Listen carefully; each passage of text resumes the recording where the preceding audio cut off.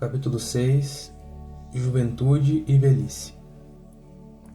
Tornou-se ontológica a forma inamistosa do ser em relação à velhice, que considera como decadência, amargura, soledade, doença e morte, na visão estreita da imaturidade psicológica. Para esse, viver é acalentar sonhos permanentemente juvenis, sensações brutalizantes e de efeito rápido, passando de uma para outra entre as insatisfações e conflitos íntimos. A juventude, diga-se com clareza, não é somente um estado biológico atinente a determinada faixa etária, mas também todo um período em que se pode amar e sentir, esperar e viver, construir e experimentar necessidades novas e edificantes. O período juvenil, limitado entre a infância e a idade da razão, é de muita significação para o desenvolvimento real do indivíduo, porque abre os espaços existenciais para a aprendizagem, fixação dos conhecimentos, ansiedades de conquistas e realizações, em um caleidoscópio fascinante. É também o período da imaturidade, do desperdício de oportunidades, porque tudo parece tão distante e farto que os prejuízos de tempo e produção não têm significado profundo, dando nascimento a futuros conflitos que necessitam ser vencidos.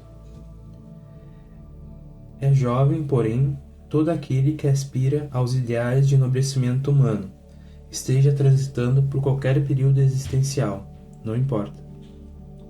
Mantendo a capacidade de realizar e realizar-se, de produzir e multiplicar, de renovar e renovar-se, desfruta do largo prazo da juventude real.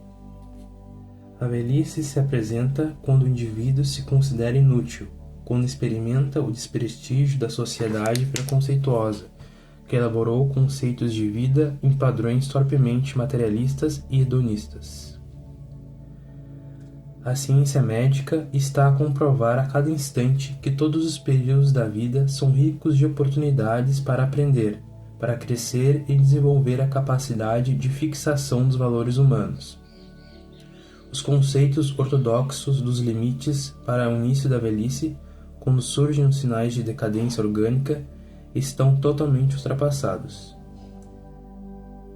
Nesse contexto, a mente é fator importante que gera energias incessantes, num ou noutro sentido, de forma positiva ou destrutiva, e, enquanto se pode pensar com autoestima e confiança, os limites impostos pela idade desaparecem, para facilitar a continuação da existência enriquecedora.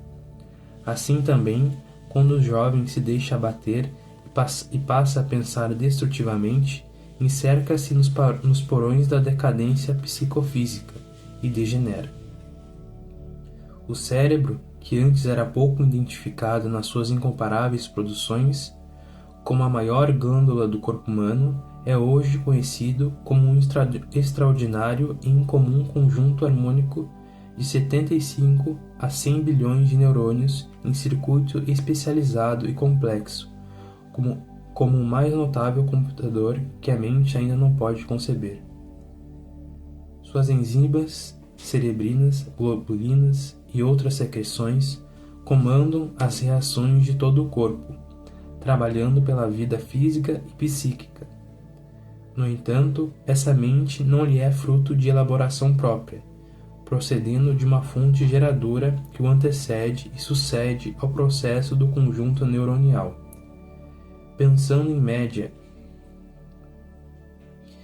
1,3 kg, absorve oxigênio em quantidade expressiva, 20% de todo aquele de que necessita o corpo total. Quando ocorre a morte de cada célula nervosa e a mente trabalha, pesquisa e se esforça para manter os equipamentos em ordem, amplia-se, transformando as suas extremidades em árvores, dendríticas, que facultam o fluxo das informações sem qualquer solução de continuidade, produzindo as maravilhosas sinapses eletroquímicas que mantêm todo o equilíbrio dele mesmo e do organismo em geral. Ainda desconhecido e pouco utilizado, é centro dinâmico da vida, nas mais complexas operações que se possam imaginar, antena transceptora, que se coloca na direção das faixas parapsíquicas, sem perder a sua estruturação para os registros e captações no campo do psiquismo normal. A semelhança dos músculos que, não ativados pelo exercício, tendem à fragilidade, à flacidez, quando não movimentado pelas energias mentais renovadoras, perde as possibilidades de produção, porque, ao morrerem as células nervosas, as restantes, sem novo estímulo, não se ampliam, falhando na transmissão das mensagens que lhe cabe registrar, encaminhar e responder. Durante milênios, permaneceu quase desconsiderado da ciência, havendo sido estudado e descoberto praticamente por Gall, médico e anatomista, pai da frenologia, como Lamarck o fora do transformismo. Até então, os conceitos se dividiam entre os filósofos, os pais da medicina e da patrística religiosa, com as suas superstições e conceitos ultramontanos. Passando por extraordinários estudiosos, entre muitos outros Cabanes e Broca, a sonda da investigação foi penetrando a massa cinzenta e decifrando as protuberâncias que hoje nos dão uma ideia, embora ainda muito imperfeita, do seu mundo de infinitas informações por detectar. Nele, portanto, estão as disposições da juventude e da velhice, dependendo sobretudo da mente que o vitaliza e movimenta, que o aciona e mantém. Todavia, muitos creem que a velhice é sinal de perda de memória, de deterioramento do raciocínio, desequilíbrio das emoções. Sem dúvida, com o suceder dos anos, a maquinaria orgânica experimenta desgaste e, certamente, diminui a capacidade de produção e eficiência de resultados.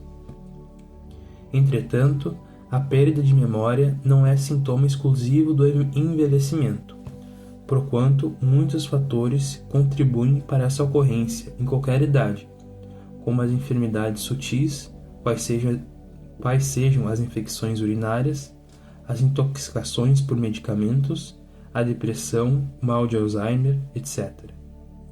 O importante, desse modo, é o estado psíquico do indivíduo, que determina qual a fase em que se encontra e lhe apraz permanecer, se na juventude que se alonga ou na velhice que lhe chega precocemente.